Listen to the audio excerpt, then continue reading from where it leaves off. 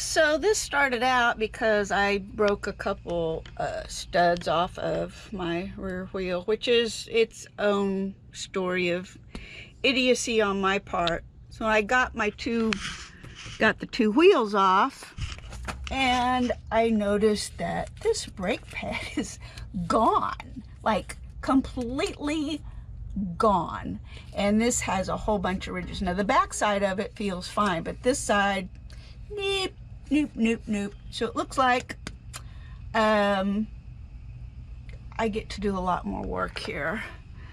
I'm not terribly excited about this mission, but it definitely needs done.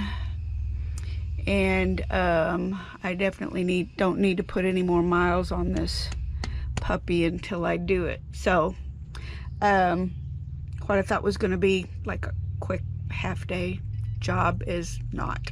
I got to order a special tool for this, so I got to take this off so that I can make sure I get the correct tool for removing the bearings out of the inside of this. And I'm gonna go ahead and start taking this apart, but first I'm gonna jack it up a little bit better. I've got my 20-ton bottle jack under there, which is great, but it's only one small point of contact, so I'm gonna run my my other jack up under here just to give it some additional blocking and safety, because I really don't want this to drop on me. It would not do great.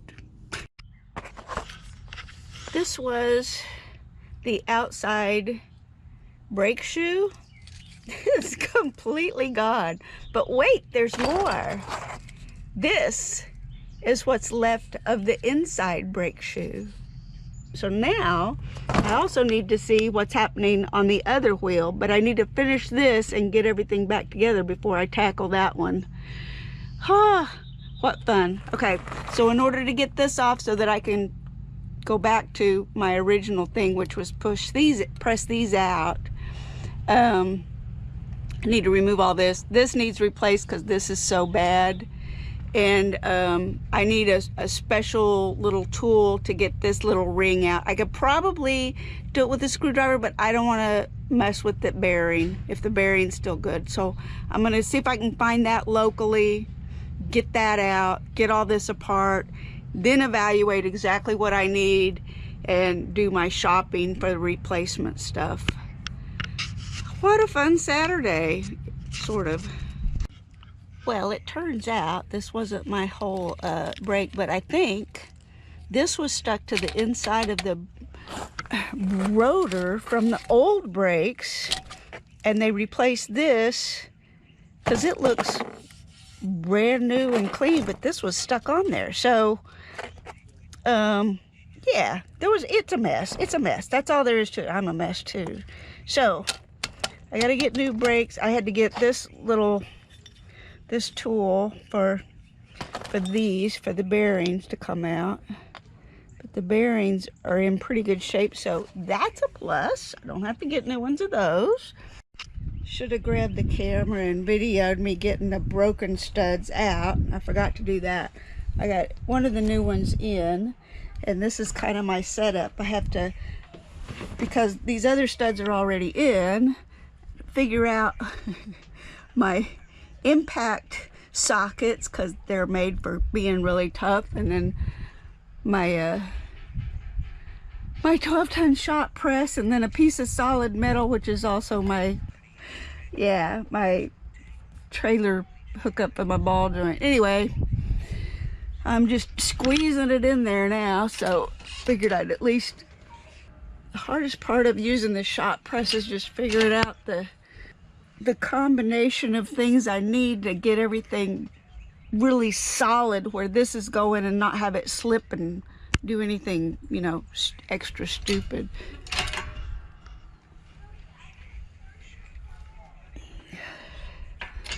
Okay, almost.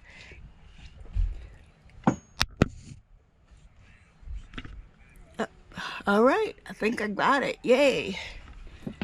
Okay, so hold the camera and catch something. Let's see here.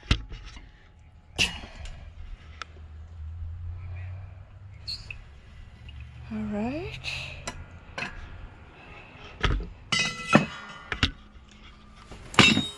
Have a collection of stuff. Some of these nuts, like this, is one I use for the for my motorcycle. Some of these other ones, other things like, you know, leftover pieces of bearings and stuff, I just keep it all right here because just like this, once in a while I just need something. Now these will go back in, but I don't know, you just use what you got, make it work. Oh man, I have had a morning just getting my brake. I didn't clamp it down when I first took it off, which I should have done, and it was fully extended and it would not go. And I finally, these 8-inch Bessie clamps are actually my neighbor's that I borrowed, thank God for him. So I was able to squish that back. It's where it needs to be. I got the wheel, brake caliper, brake rotor mounted to the inner wheel part, ready to go. I got the brake pads. I need to put some grease on here before I slip that on here,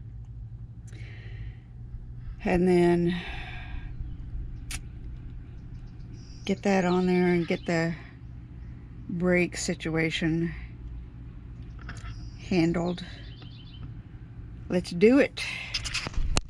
Okay, I'm gonna wipe out inside this, make sure I've got all my little bits and pieces of debris and smut out of it, and then grease up the spindle and get this puppy going.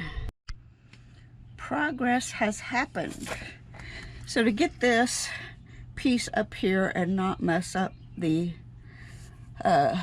axle, I used my 3-ton jack, not on the gravel, but on a piece of plywood up under here. I just slid it up under here, jacked it up to where it was exactly where it needed to be, and slid it back. That was awesome. Cleaned everything off with the degreaser. Got the brakes on there and little what's it's in there. That's weird. I don't know who thought that up, but okay, whatever. Anyway, that's all together. You got the axle in, and all of these bolts are tightened down nice and snug. Time to put the 2 wheels on. Woohoo! Success.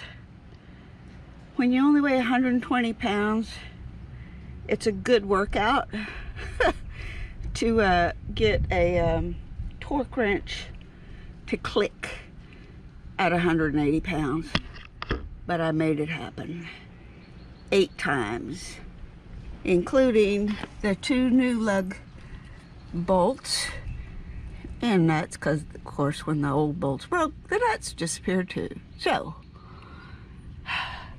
I'm set up. I got new brake pads.